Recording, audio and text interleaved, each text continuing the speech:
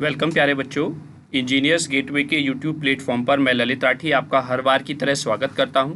जैसा कि आप लोग जानते हैं, मैं आपको इंजीनियरिंग फिजिक्स सब्जेक्ट पढ़ा रहा हूं और हम इंजीनियरिंग फिजिक्स की यूनिट नंबर 4 पर हैं।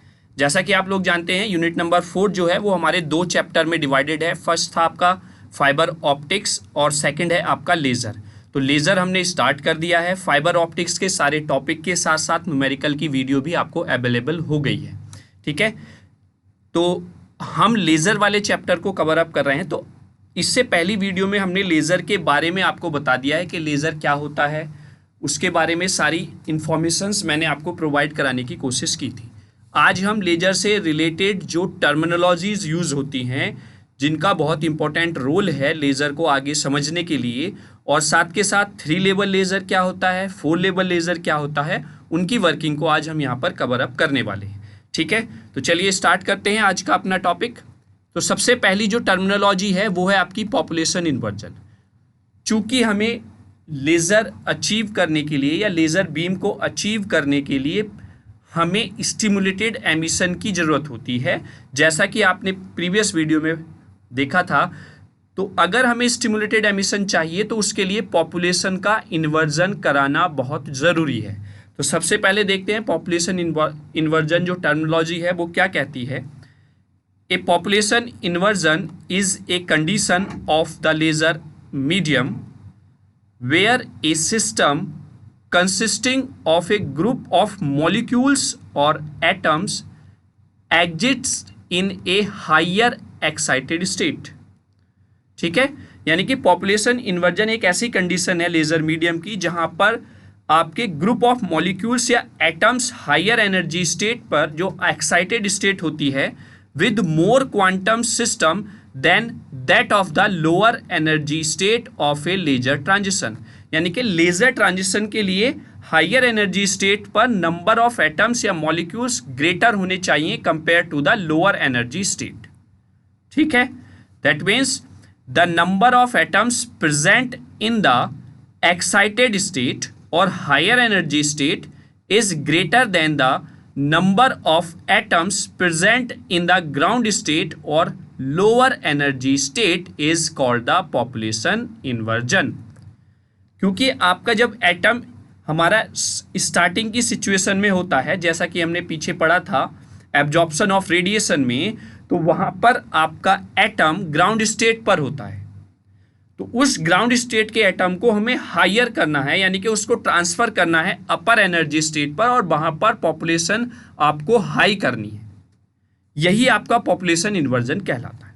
ठीक है, as the name suggest that this is an inverted phenomena. मतलब कि जो ग्राउंड स्टेट पर नंबर ऑफ एटम्स हैं उनको इन्वर्ट करके हायर एनर्जी स्टेट पर पहुंचाना है। In general the lower energy level is more populated, which means it has more number of atoms in the lower energy level as compared to the higher energy level। यानी कि ऐसी इसमें population inversion में number of atoms को lower energy state के comparison में higher state पर ज़्यादा करना है। But by pumping we will obtain a state when the number of atoms present in the higher energy state is greater than the number of atoms present in the lower energy state।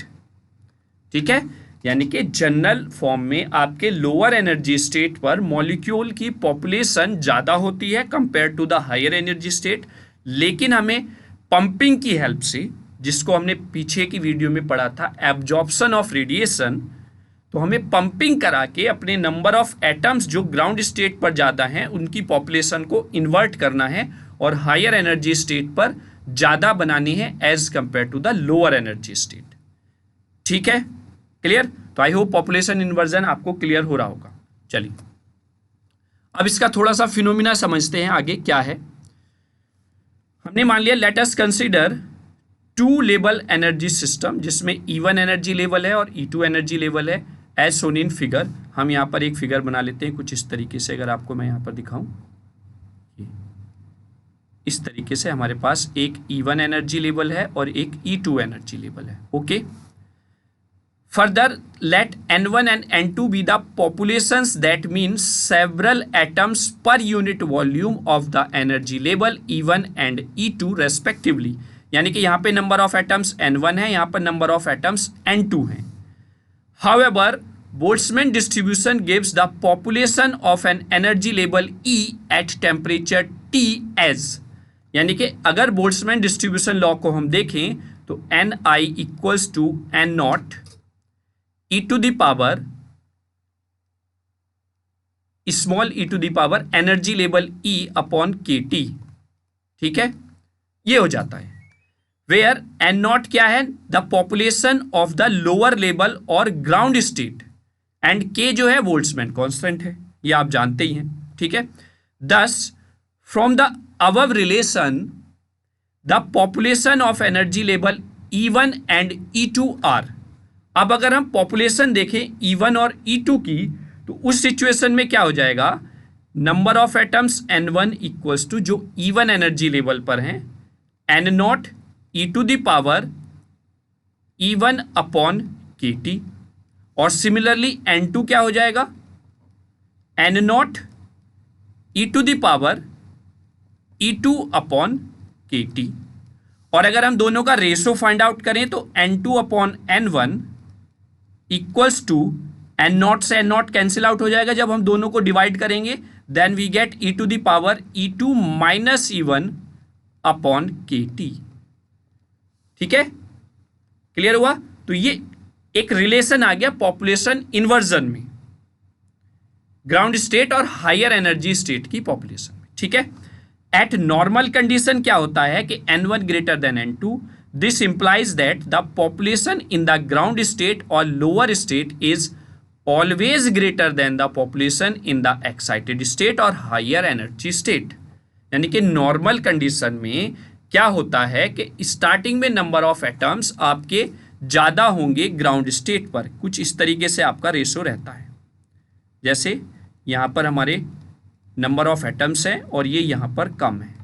Normally ये condition रहती है. The stage of making the population of higher energy level greater than the population of the lower energy level call as the population inversion. यानी कि जब N2 number greater than हो जाएंगे N1 से, तब वो आपका पॉपुलेशन इन्वर्जन कंडीशन कहलाएगा. Is that clear? तो this is the phenomena of population inversion. I hope आपको यहां तक कोई प्रॉब्लम नहीं हुई होगी. चलिए नेक्स्ट स्लाइड पर पहुंचते हैं. आगे भी कुछ इसके बारे में ही लिखा हुआ है. When the population inversion method is used to enforce more and more atoms to give up photons, this initiates a chain reaction and release a massive amount of energy. यानी कि ये जो पॉपुलेशन इन्वर्जन मेथड है इसको हम क्यों use कर रहे हैं? जिससे कि ज़्यादा से ज़्यादा फोटोन्स बन सके और एक चैन बन सके आपके पास एनर्जी की, जो स्ट्रॉन्ग एनर्जी हो, और वही आपको लेज़र बीम में मिलता है. जैसे आप यहाँ पर देख रहे होंगे E1 एनर्जी लेवल है, E2 एनर्जी लेवल है, यहाँ पे number of atoms N1 greater then है कंपेयर टू द N2. फिर जब हमने आफ्टर सम टाइम्स जब हमने इसको कुछ एनर्जी प्रोवाइड की और आपके एटम्स पंप होकर ऊपर पहुंचे तो यहाँ पर कम रह गए N1 और यहाँ पर ज़्यादा हो गए. Then we get the population inversion. Is that clear? आगे देखते हैं. This results in a rapid buildup of the energy of emitting one particular wavelength travelling coherently in a fix direction. और यहाँ से जो नंबर ऑफ फोटोन्स आपके generate होंगे एक पर्टिकुलर वेवलेंथ के, वो कोहेरेंटली एक ही डायरेक्शन में ट्रेवल करेंगे. This process is amplification by stimulated emission using population inversion. और इस पॉपुलेशन इन्वर्जन से आपको स्टिमुलेटेड एमिशन प्रोसेस मिल जाएगा, जिससे कि एम्प्लीफिकेशन हो जाएगा आपकी लाइट का. ठीक है, this population inversion is situation is essentially for laser action. यानी कि ये जो पॉपुलेशन इन्वर्जन की सिचुएशन है ये इसेंशियल है फॉर लेजर एक्शन, जैसा मैंने स्टार्टिंग में भी आपको बताया था. For any stimulated emission the upper energy level और मेटा स्टेबल स्टेट, एक और टर्मिनोलॉजी यूज हुई meta stable state, must have a long life time that means the atoms should pause at a metastable state for more time than the lower energy level. ठीक है, यानी कि ये जो population inversion है ये achieve होगा with the help of metastable state. Alright, तो अब नेक्स्ट टर्मिनोलॉजी में हम मेटास्टेबल स्टेट को भी समझेंगे क्या है। तो नेक्स्ट स्लाइड देखते हैं। तो ये यहां पर आपको पॉपुलेशन इन्वर्जन के बारे में with the help of diagram बताया जा रहा है। नॉर्मल कंडीशन में जैसा मैंने बताया n1 ग्रेटर देन होता है n2 से। आप यहां पर देख रहे होंगे नंबर ऑफ एटम्स यहां पर ज़्यादा है compare to the excited state. जब हमने इस पे पंप कराया यानी कि बाहर से कोई एनर्जी इसको दी, इन एटम्स ने एब्जॉर्ब किया। जब एनर्जी को एब्जॉर्ब करेंगे तो इनका एनर्जी लेवल बढ़ जाएगा, तो ये एक्साइट होकर पहुंच गए अपर एनर्जी लेवल पर। अब आप देख रहे होंगे यहाँ पर नंबर ऑफ एटम जो अपर एनर्जी लेवल पर हैं वो ग्रेटर देन है ग्राउंड स्टेट पर जो एटम्स हैं उनसे, और आपको ये सिचुएशन मिल जाती है population inversion. Is that clear? तो ये आपका पॉपुलेशन इन्वर्जन था। ठीक, चलिए अब नेक्स्ट स्लाइड पे पहुंचते हैं। That's called the pumping. जो मैंने अभी आपको बताया कि हम जो एटम को ऊपर पहुंचा रहे हैं वो किसकी हेल्प से पहुंचा रहे हैं? पंपिंग की हेल्प से। तो अब पंपिंग को समझ लेते हैं क्या है। तो पंपिंग कहती है laser pumping is the act of energy transfer from an external source into the gain medium of a laser. यानी कि जो लेजर का गेन मीडियम है उसमें बाहर से कोई एनर्जी ट्रांसफर की जाती है, वो पंपिंग कहलाती है।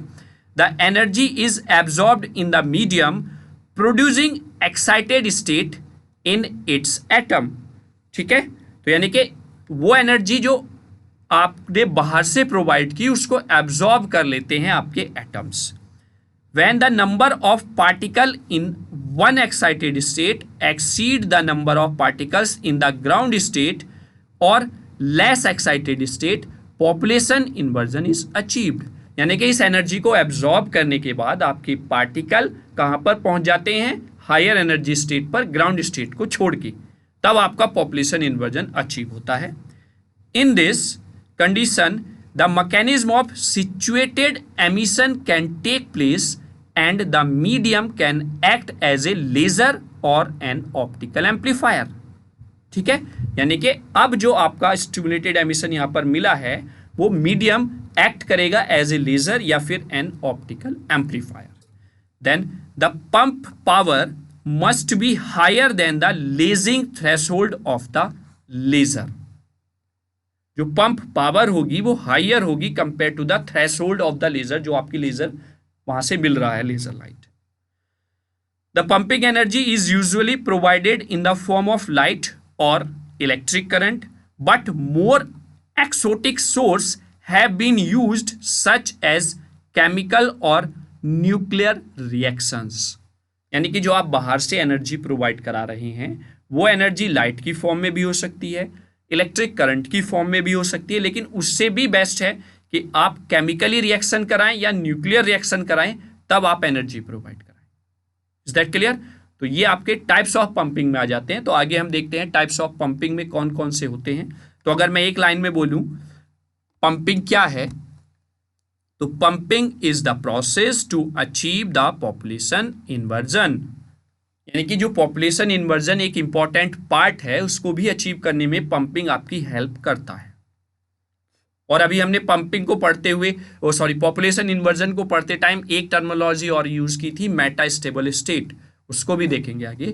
ठीक है, यहाँ पे क्या लिखा हुआ है? For laser action the pumping mechanism maintaining a higher population of atom in the upper energy level relative to that in the lower energy level. यानी कि जो पंपिंग प्रोसेस है ये मेंटेन करके रखता है आपके number of atoms higher energy level पर compare to the lower energy level. Active system is a system in which population inversion is achieved. एक एक्टिव सिस्टम है जिसमें पॉपुलेशन इन्वर्जन अचीव्ड होता है। Pumping is the method of raising the particle from lower energy state to the higher energy state. Pumping एक ऐसा method है जो आपके पार्टिकल्स को राइज करता है कि वो लोअर एनर्जी स्टेट से हायर एनर्जी स्टेट पर पहुंच जाएं। However there are several ways to do this. इसके बहुत सारे पाथ हैं जिससे हम इसको अचीव कर सकते हैं। First one is the optical pumping, second one electrical discharge pumping, third one is the chemical pumping, fourth one is the thermal pumping. तो वो पंपिंग के साथ साथ आपसे डिफरेंट टाइप्स ऑफ पंपिंग भी पूछ सकता है, इसलिए मैं आपको वन बाय वन ये चारों टाइप्स के पंपिंग आपको बताने वाला। ऑलराइट, चलिए आगे चलते हैं। तो पहला जो टाइप है वो है ऑप्टिकल पंपिंग। ऑप्टिकल पंपिंग को समझते हैं क्या है। जैसे ही मैंने आपको बताया ऑप्टिकल वर्ड कहीं भी आ जाता है तो उसका सीधा सीधा रिलेट होता है लाइट से। तो देखते हैं, as the name suggest light is use to achieve population inversion, यानी कि बाहर से हम लाइट किस फॉर्म में एनर्जी प्रोवाइड कराएंगे अचीव करने के लिए population inversion. Then solid state lasers use this method, solid state जो लेजर होते हैं वो इस मेथड को यूज करते हैं। Generally for optical pumping neon flash tube are used, यानी कि नियॉन फ्लैश ट्यूब्स यूज की जाती हैं ऑप्टिकल पंपिंग प्रोवाइड कराने के लिए। Since these materials have very broad absorption, a sufficient amount of energy is absorb from the emission band of flash lamp and population inversion is achieved, यानी कि यहां से जो एनर्जी आप देते हैं ब्रॉडबैंड एब्जॉर्प्शन, वो सफिशिएंट अमाउंट ऑफ एनर्जी को एब्जॉर्ब कर लेते हैं और एमिट हो जाते हैं from the ground state to the higher energy state, या फिर राइज हो जाते हैं आपके atoms. Example of optical pumped laser are, जैसे रूबी लेजर आपके सिलेबस में है वो पढ़ेंगे, तो उसमें हम ऑप्टिकल पंपिंग ही यूज करते हैं। फिर एनडी याग लेजर है एक, यानी कि नियोडायनियम इट्रियम एल्यूमिनियम गैरनेट लेज़र नाम से एक लेज़र होता है, ये आपके सिलेबस में नहीं है, लेकिन इन दो टाइप के लेज़र्स में आप यूज़ करते हैं ऑप्टिकल पंपिंग का। और आपने यहाँ पर एक वर्ड भी यूज़ किया था सॉलिड स्टेट लेज़र, तो ये एक तरीके से आपके सॉलिड स्टेट लेज़र की कैटेगरी में आते हैं दोनों लेज़र। यहाँ पर आप अगर पंपिंग मेथड यूज़ कर रहे हैं तो वो ऑप्टिकल पंपिंग यूज़ होगा। Is that clear? चलिए सेकेंड पे आते हैं, इलेक्ट्रिकल डिस्चार्ज पंपिंग। यहाँ पर लिखा हुआ है gas laser use this method, यानी कि जो गैस लेजर्स होते हैं आपके सिलेबस में हीलियम नियॉन गैस लेजर है, वहां पर आप इलेक्ट्रिक डिस्चार्ज पंपिंग का यूज करेंगे। Since gas laser have a very narrow absorption band, क्योंकि गैस लेजर में बहुत ही छोटा बैंड होता है एब्जॉर्प्शन के लिए, thus here flash lamps are no use, यानी कि यहाँ पर फ्लैश लैम्प का यूज आप नहीं करेंगे, दैट मीन्स ऑप्टिकल पंपिंग का यूज नहीं करेंगे। Electric discharge is a electric current और फ्लो ऑफ इलेक्ट्रॉन्स, यहाँ पर आप करंट का या फिर फ्लो ऑफ इलेक्ट्रॉन्स यहाँ पर कराते हैं इस टाइप की पंपिंग में। Thus electric discharge act as a pump source, इसलिए ये इलेक्ट्रिक डिस्चार्ज जो हुआ ये एक पंप सोर्स की तरह काम कर रहा है। A high voltage electric discharge is passed through the laser medium or gas, after that the high electric field speed up the electrons to high speed, जिसकी हेल्प से आपका जो ये इलेक्ट्रिक फील्ड आपने प्रोवाइड किया था ये इलेक्ट्रॉन्स की स्पीड को बढ़ा देता है, resulting in collision with neutral atoms in the gas. Thus electron gain energy and get excited, जिससे कि आपके इलेक्ट्रॉन्स जो रेस्ट में थे वो एनर्जी को गेन करते हैं और हो जाते हैं कहाँ पर, एक्साइटेड स्टेट में पहुंच जाते हैं। Examples of electric discharge pumped laser are, जैसे मैंने बताया हीलियम नियॉन लेजर जो आपके सिलेबस में भी है, आर्गन आयन लेजर भी होता है, कार्बन डाइऑक्साइड लेजर भी होता है, क्योंकि ये गैस से बने हुए हैं तो इसलिए स्टार्टिंग में मैंने बताया कि आपके गैस लेजर्स में इस टाइप की पंपिंग का यूज़ किया जाता है। ठीक है, आई होप दोनों टाइप की पंपिंग आपको बहुत अच्छे से क्लियर हुई होंगी। आपके सिलेबस में जो दो लेज़र हैं उनमें बस यही दो टाइप की पंपिंग आपकी यूज़ होती हैं, लेकिन दो टाइप्स की और पंपिंग है वो भी मैं आपको बताना चाहता हूँ। जैसा कि आप यहाँ पर देख रहे हैं, नेक्स्ट है third one is the chemical pumping. Chemical pumping क्या है? केमिकल रिएक्शन में also result in excitation and hence the creation of population inversion in few systems, यानी कि केमिकल रिएक्शन से भी हम एनर्जी प्रोवाइड करा सकते हैं जो हेल्प करेगी पॉपुलेशन इन्वर्जन को अचीव करने में।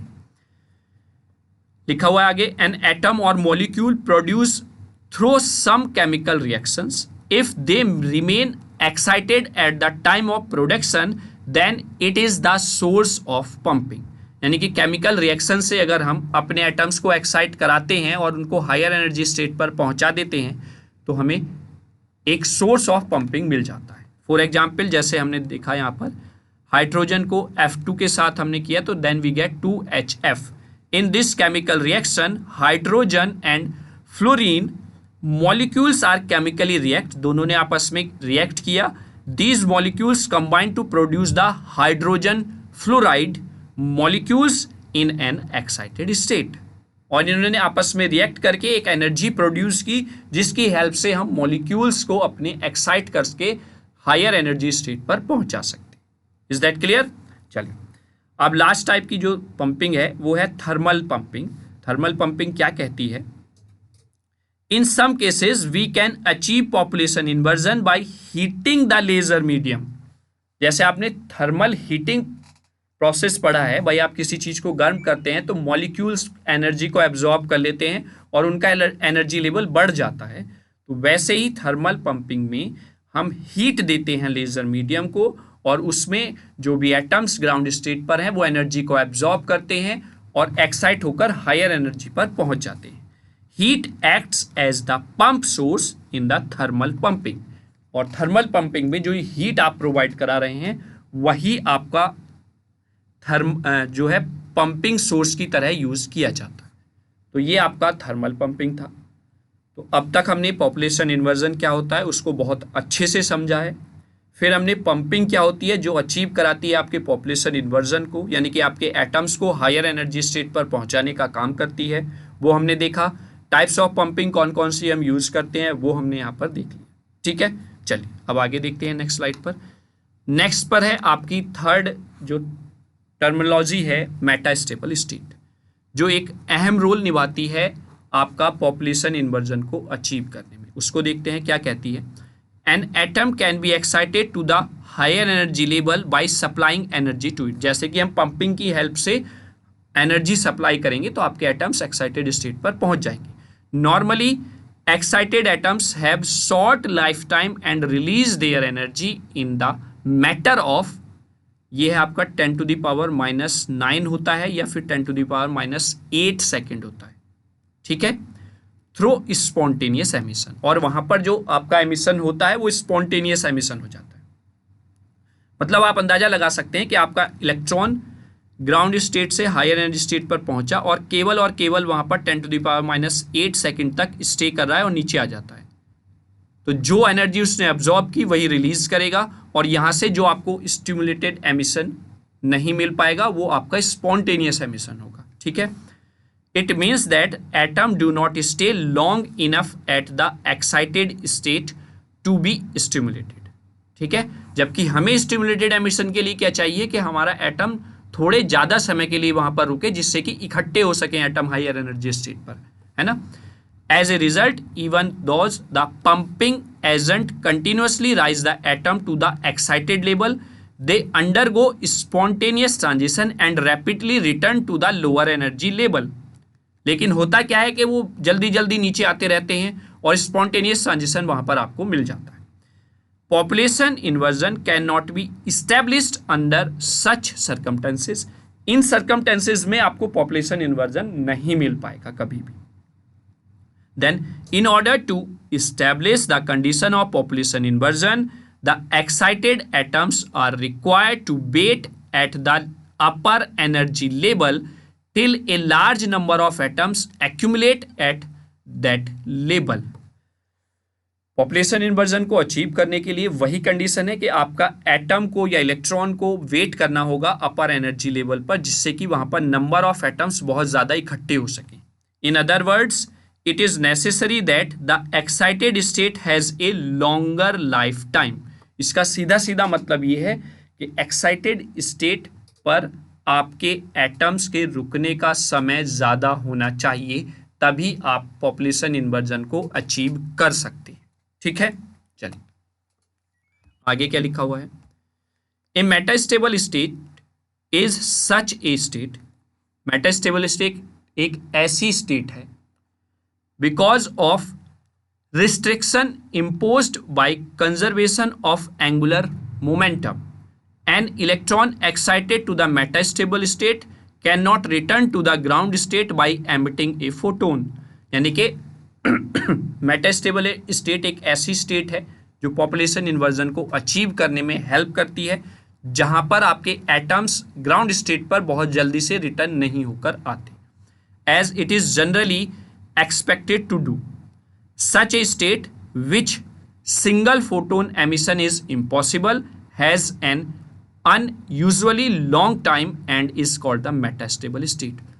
यानी कि जहां पर आपके एटम्स उस एनर्जी हायर एनर्जी स्टेट से लोअर एनर्जी स्टेट पर आकर सिंगल फोटोन एमिशन नहीं प्रोवाइड करा रहे और लॉन्ग यानी कि अनयूजुअली वो लॉन्ग टाइम तक वहां पर स्टेट कर रहे हैं, वो कहलाता है metastable state. Atom excited to the metastable state remains excited for the appreciable time, which is of the order of 10 to the power minus 6 to 10 to the power minus 3 second. यानी कि 10 to the power minus 3 second तक आपके atom या electrons अब stay करेंगे higher energy state पर, जो कि compare to 10 to the power minus 8 बहुत ज़्यादा समय है ना. That means this is 10 to the power minus 3 to 10 to the power minus 6 time the lifetime of the ordinary energy levels.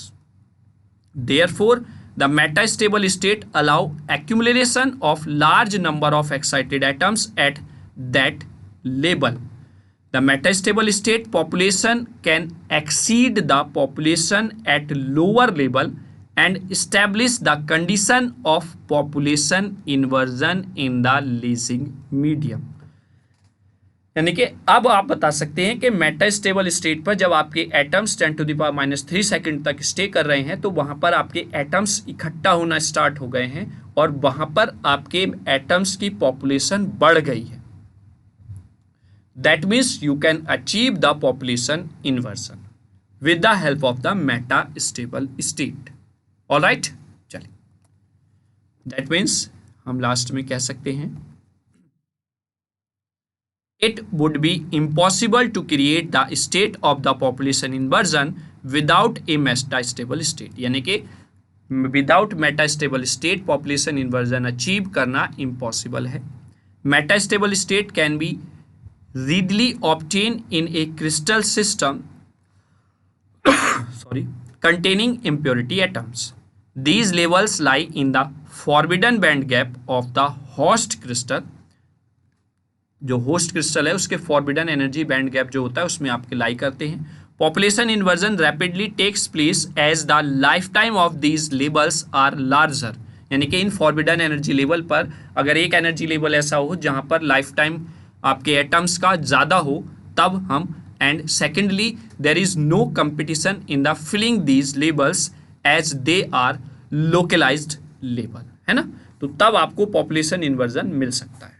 That means there could be no population inversion and hence no laser action if metastable state do not exist.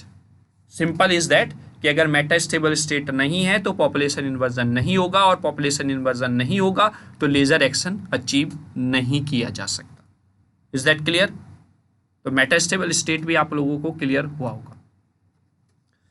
तो ये कुछ terminologies थी laser से related. अब हम पढ़ते हैं 3 level laser scheme, यानी कि 3 एनर्जी लेवल हैं जो कि आपका रूबी लेज़र की वर्किंग में भी 3 लेवल लेज़र का यूज़ होगा. फिर आपका हीलियम नियॉन लेज़र होगा, वहाँ पर 4 लेवल होगा. तो थोड़ा सा मैं 3 लेवल की वर्किंग आपको बता देता हूँ. यहाँ पर लिखा हुआ है ए typical 3 level pumping scheme is shown in figure. नीचे नेक्स्ट स्लाइड पे आपको फिगर मिल जाएगा. The state E1 is the ground state, जहाँ पर E1 एक ग्राउंड स्टेट है. E3 जो है वो पंप लेवल है जो हायर एनर्जी स्टेट है और E1 और E3 के बीच में एक स्टेट है E2 that's called the metastable upper lasing level. When the medium is exposed to the pump frequency radiation, सबसे पहले जैसे ही हम पंपिंग कराते हैं a large number of atoms will be excited to the E3 level, यानी कि higher energy level पर आपके एटम्स पहुंच जाएंगे. However they do not stay at that level but rapidly undergoes downward transition to the metastable state level E2 through non-radiation transition. यानी कि E3 पर जो एटम्स आपके पहुंचे वो बहुत जल्दी नीचे आएंगे और जब वो नीचे आ रहे हैं तो वहां पर आपका जो ट्रांजिशन होगा वो रेडिएशन लेस रहेगा और फिर आपके एटम्स आएंगे मेटास्टेबल स्टेट पे. The atoms are trapped at this level as spontaneous transition from the level E2 to the label E1 is forbidden. जब आपके एटम्स E2 से E1 पर आ रहे हैं तो स्टार्टिंग में आपको एक एटम स्पॉन्टेनियस एमिशन देगा. The pumping continuous and after a short time there will be a large accumulation of atoms at the level E2. जैसे जैसे पंपिंग कंटिन्यूअसली रहेगी आपके atoms more and more atoms excited state पर पहुंचते रहेंगे, ठीक है, और शॉर्ट टाइम पीरियड के लिए E3 पे रुकेंगे, देन वो E2 पर आएंगे. इस तरीके से आपकी पॉपुलेशन बढ़ती चली जाएगी E2 लेवल पर. When more than half of the ground levels atom accumulate at E2 the population inversion condition is achieved between the two level E1 and E2. जब आपके नंबर ऑफ एटम्स आधे से ज़्यादा E2 पर पहुंच जाएंगे compare to the ground state, then we achieve the population inversion between E2 and E1. Now a change photon can trigger stimulated emission. तब एक चांस जो फोटोन का है, चेंजेस फोटोन, वो आपको ट्रिगर कर देंगे एमिशन को. That's then we get the stimulated emission. Is that clear? इसको हम डायग्राम से समझ लेते हैं. आप देख रहे होंगे यहाँ पर एटम्स रखे हुए हैं ग्राउंड स्टेट पर. हमने बाहर से इसको एनर्जी प्रोवाइड की, दैट्स कॉल्ड द एब्जॉर्प्शन. इन्होंने एनर्जी को एब्जॉर्ब किया और ये आपके ट्रांसफर हो गए E3 पर.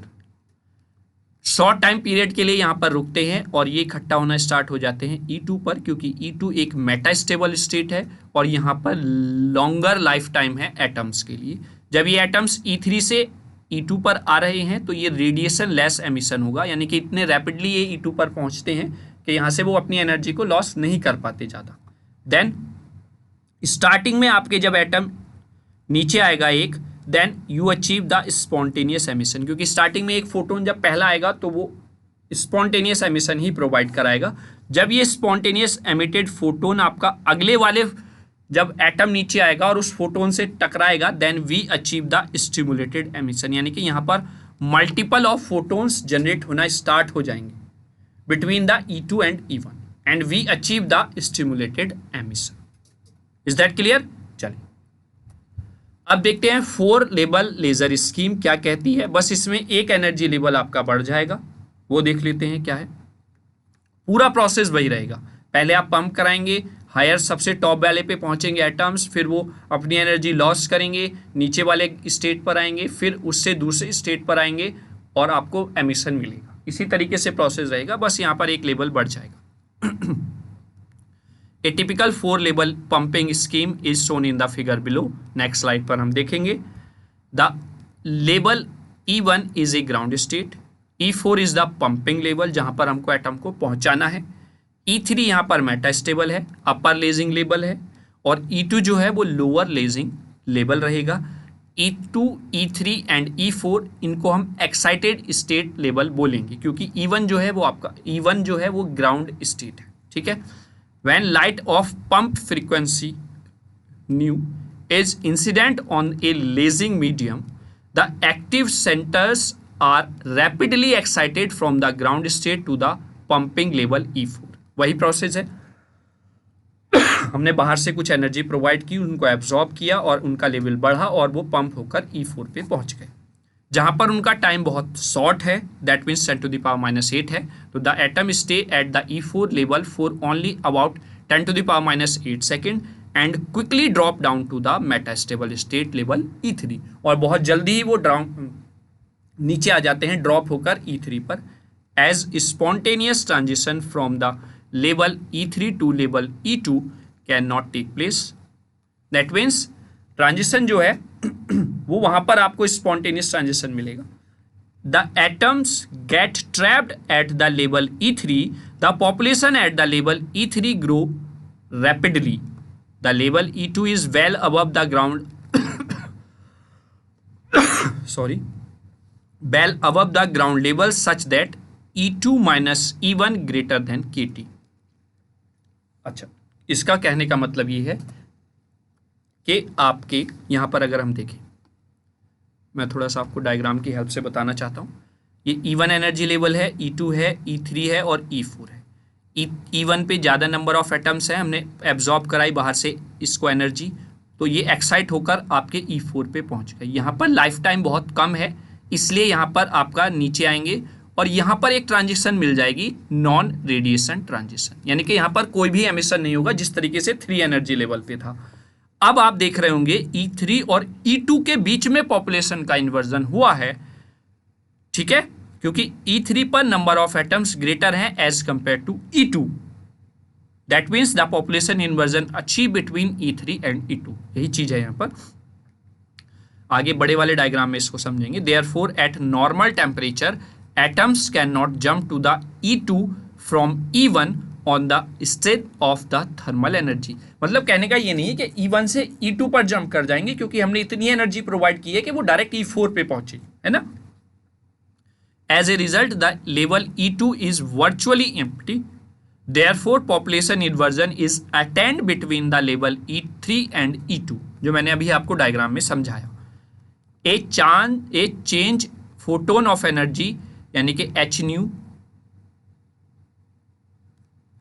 Equals to E3 minus E2, change photon जो एनर्जी है emitted spontaneously can start a chain of stimulated emission. जो स्पॉन्टेनियसली आपका एमिशन हो रहा था स्टार्टिंग में, जैसा 3 लेवल में मैंने आपको बताया, फिर वो एक स्टिमुलेटेड एमिशन की चेन प्रोवाइड करना स्टार्ट कर देता है, bringing the atoms to the lower laser level E2, जब E2 पर आपके एटम जा रहे हैं। From the level E2 the atom subsequently undergo non-radiation transition to the ground state level E1। चूंकि उसने जो एब्जॉर्ब किया था फोटोन वो उसने एमिट कर दिया है E3 से E2 पर ही, तो जब वो E2 से E1 पर आएगा तब आपका नॉन रेडिएशन ट्रांजिशन वहां पर मिलेगा and will be once again available for the excitation. और जब वो ग्राउंड स्टेट पर आ जाएगा फिर वो अवेलेबल है एनर्जी एब्जॉर्ब करके हायर एनर्जी स्टेट पर पहुंचने के लिए। तो यही साइकिल चेन चलती रहेगी and we get the stimulated emission. यहाँ पर आप देखेंगे मैंने बड़े डायग्राम में आपको बताया, ये E1 एनर्जी लेवल है, यहाँ पर नंबर ऑफ एटम्स ज़्यादा हैं। स्टार्टिंग में हमने बाहर से एनर्जी प्रोवाइड की, इन्होंने इसको एब्जॉर्ब किया और ये पहुँच गए हायर एनर्जी स्टेट E4 पर। उसके बाद ये E4 से E3 पर आते हैं, जो एक आपका नॉन रेडिएटिव एमिशन होता है, यानी कि यहाँ से कोई भी एमिशन आपको नहीं मिलेगा, कोई भी रेडिएशन नहीं मिलेगा।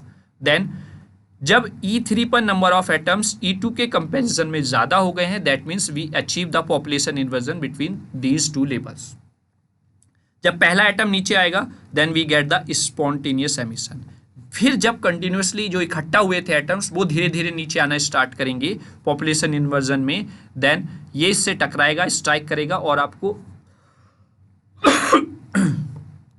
एक चैन प्रोवाइड कराएगा एमिशन की, that's called the stimulated emission. वहीं पर अगर हम देखें जब E2 से E1 पर एनर्जी लेवल पर आपका एटम आएगा तो वो भी ट्रांजिशन आपकी रेडिएशन लेस ही होगी, वहां पर कोई भी आपको एमिशन नहीं मिलेगा। Is that clear? तो ये आपका 4 लेवल लेजर का फंडा था जो मैंने आपको यहाँ पर बताया। Is that clear? तो अब इस वाली स्लाइड में हम इसको कंपेयर कर लेते हैं। दोनों 3 लेवल और 4 लेवल में कुछ नहीं है। 3 लेवल में आपके 3 एनर्जी लेवल होंगे, 4 लेवल लेजर में आपके 4 एनर्जी लेवल होंगे।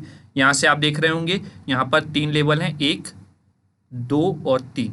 चूंकि यहाँ पर मेटास्टेबल स्टेट ये है तो आपका इसके नीचे जो ग्राउंड स्टेट है वो ये है, इन दोनों के बीच में पॉपुलेशन का इन्वर्जन होगा। तो जब आपका लेजर या जब आपका फोटोन यहाँ से यहाँ आएगा नीचे तो आपको लेजर ट्रांजिशन यहाँ पर मिलेगा, ठीक है। वहीं पर अगर 4 एनर्जी लेवल पे देखें तो 4 एनर्जी लेवल हैं, 1, 2, 3 और 4। यहाँ से जब हम एनर्जी प्रोवाइड कराएंगे तो आपका एनर्जी लेवल एक्साइटेड होकर आपका फोटोन हायर एनर्जी स्टेट पे पहुंचेगा, यहाँ पर बहुत कम समय के लिए रुकेगा और नीचे जो मेटास्टेबल स्टेट है वहाँ जाकर लॉन्ग लाइफ टाइम तक वो रुका रहेगा, ठीक है। जब आप देखते हैं यहाँ पर तो इससे नीचे एक एनर्जी लेवल और है, लोअर लेजर लेवल, तो इसके कंपैरिजन में यहाँ पर नंबर ऑफ एटम्स ज़्यादा रहते हैं, इसलिए हम अचीव कर पाते हैं population inversion between these 2 energy levels. और जिन 2 एनर्जी लेवल्स के बीच में पॉपुलेशन इन्वर्जन हुआ है तो जब उस हायर एनर्जी लेवल से नीचे एटम आएगा तब आपको लेजर एमिशन मिलेगा, जैसा कि आप यहाँ पर देख रहे हैं। तो यहाँ पर आपको लेजर एक्शन अचीव हुआ और जब यहाँ से इस लोअर लेजर लेवल से आपका एटम ग्राउंड स्टेट पर आएगा तो वो भी आपका रेडिएशन लेस ट्रांजिशन होगा, यहाँ पर आपको कोई भी रेडिएशन नहीं मिलेगा। तो अब पॉपुलेशन इन्वर्जन इन दोनों के बीच में हुआ, तो लेजर ट्रांजिशन भी इन दोनों के बीच ही हुआ है। ठीक है, तो ये आपका एक लिटिल बिट कंपैरिजन था बिटवीन 3 लेवल और 4 लेवल एक ही डायग्राम में। Is that clear? तो आई होप आपको ये लेक्चर बहुत ही अच्छा लगा होगा।